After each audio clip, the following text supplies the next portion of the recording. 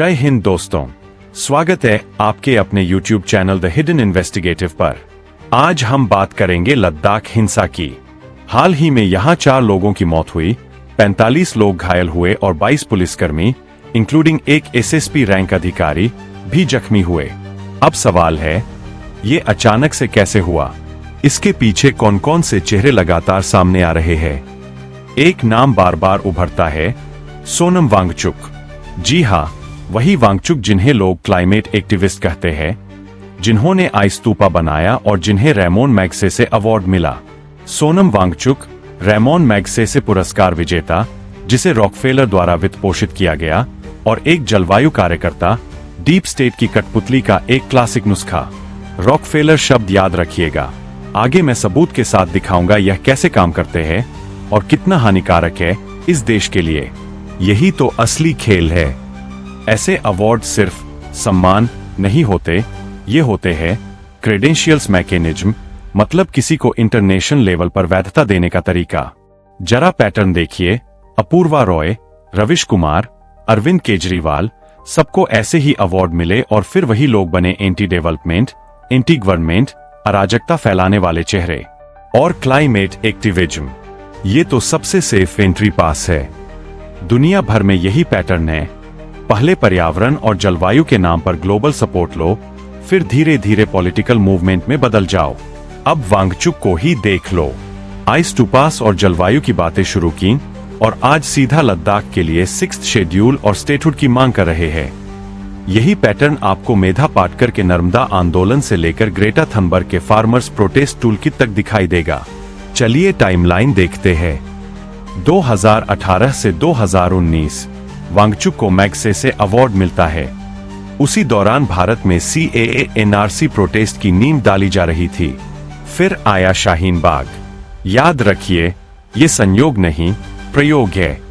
2020 Galwan clash के बाद वांगचुक ने चाइनीज गुड्स बॉयकॉट का नारा दिया। क्लाइमेट एक्टिविस्ट होकर भी अचानक नेशनल सिक्योरिटी नैरेटिव में घुस आए और इसी से उन्हें पब्लिक सिंपैथी मिली। 2020 से 2021 जब किसान आंदोलन दिल्ली में गर्म था, वांगचुक शांति से अपना लद्दाख राइट्स कैंपेन मजबूत कर रहे थे। दोनों ही मूवमेंट का नैरेटिव था सिविल राइट्स बनाम मोदी सरकार। 2023 से 2024 दिल्ली मार्च, उपवास, बिल्कुल अन्ना हजारे स्टाइल। और ये सब उसी समय जब CAA 2.0 और कास्ट सेंसस जैसे मुद्दे उबल रहे थे। मतलब एक ही इकोसिस्टम में सब खेला जा रहा था। अब सवाल, लद्दाख ही क्यों? क्योंकि लद्दाख सिर्फ एक हिल स्टेशन नहीं है, ये इंटरनेशनल बॉर्डर है। यहाँ चीन का कॉन्फ्लिक्ट है, यहाँ रेयर अर्थ मिनरल्स है, यहाँ सोलर एनर्जी की भारी संभावना है। यानी यहाँ अगर कोई अस्थिरता फैलेगी तो पूरी दुनिया का ध्यान खींचेगा। और ऐसे में अगर कोई क्लाइमेट एक्टिविस्ट आंदोलन चला रहा हो तो उसे तुरंत ग्लोबल वैधता मिल जाती है।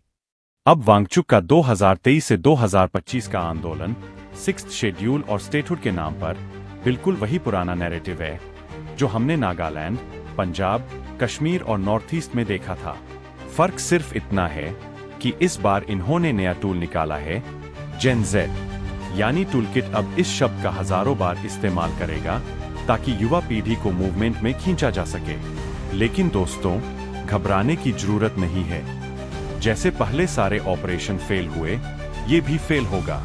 भारतीय युवा, खासकर जेन जेड, भले ही कुछ यूट्यूबर्स की वजह से कंफ्यूज हों, लेकिन वे जागरूक और समझदार हैं। उन्हें इतनी आसानी से बरगलाया नहीं जा सकता। और सरकार व एजेंसियां पहले ही अपनी रणनीति पर काम कर रही है। आने वाले दिनों में तस्वीर और साफ हो जाएगी। तो बस सतर्क रहिए। जब भी आपको कोई ग्लोबल अवॉर्डेड एक्टिविस्ट या क्लाइमेट हीरो दिखे तो एक बार सोचना जरूरी है, ये एक्टिविज्म है या एक ऑपरेशन। अब बात करते हैं डीप स्टेट, रॉकफेलर की। ध्यान से सबूत देखना आप लोग। आज मैं आपको बताने वाला हूं कि कैसे दुनिया भर में और भारत में भी मीडिया नैरेटिव, फैक्ट चेक और पूरी की पूरी सूचना व्यवस्था को कंट्रोल किया जाता है और क्यों ये आपके लिए मायने रखता है। चलिए इसे स्टेप बाय स्टेप समझते हैं। सबसे पहले विकीलीक्स ने खुलासा किया था कि यूसेड नाम की अमेरिकी एजेंसी ने अरबों रुपए दिए इंटरन्यूज को। किस लिए? गुप्त सेंसरशिप और मीडिया कंट्रोल करने के लिए। अब सवाल है, क्यों इंटरन्यूज? क्योंकि ये पहले से ही पूरी तरह फंडेड है बड़े बड़े लेफ्टिस्ट फंडर्स से, सोरोस का ओएसएफ, फोर्ड फाउंडेशन, ओमिद्यार और रॉकफेलर। तो किसी भी प्रोजेक्ट को इंटरन्यूज को देना इनके लिए आसान और फायदेमंद सौदा है। अब इंटरन्यूज ने भारत में इस प्रोजेक्ट को आउटसोर्स कर दिया डेटा लीड्स नाम की संस्था को। क्यों डेटा लीड्स? क्योंकि ये इनके फेलोज फेलोज का मतलब ऐसे लोग जिन्हें ट्रेन करके तैयार करके एसेट बनाया गया हो। अब डेटा लीड्स ने लॉन्च किया फैक्टशाला, एक ट्रेन द ट्रेनर्स प्रोग्राम। यानी एक ट्रेनर को तैयार किया जाएगा और वो आगे सैकड़ों लोगों को ट्रेन करेगा। यहीं से नैरेटिव सेट करने का असली खेल शुरू होता है। तो अब पूरा चेन देखिए। USAID Internews, data leads, Factshala. Factshala अपनी वर्कशॉप और ट्रेनिंग कैंप कराने के लिए इस्तेमाल करता है एक NGO संभावना, और संभावना का कनेक्शन है सीधे प्रशांत भूषण जैसे लोगों से, यानी ट्रेनिंग सेंटर तक सब सेट है। अब जरा फैक्टशाला के ट्रेनर्स पर नजर डालिए। यहाँ ट्रेनर है ऑल्ट न्यूज के सह संस्थापक प्रतीक सिन्हा और स्पीकर है प्रोफेसर कंचन कौर। सिन्हा को तो आप जानते ही है, लेकिन कंचन कौर कौन है?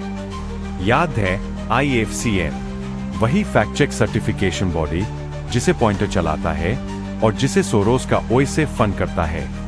इसी IFCN ने 2018 में ऑल्ट न्यूज को गैर पक्षपाती फैक्ट चेकर घोषित किया था। तो उस सर्टिफिकेशन की असेसर थी कंचन कौर। यानी सोचिए, ट्रेनर भी वही लोग, असेसर भी वही लोग और सर्टिफिकेट देने वाला नेटवर्क भी वही लोग। पूरा खेल इन हाउस।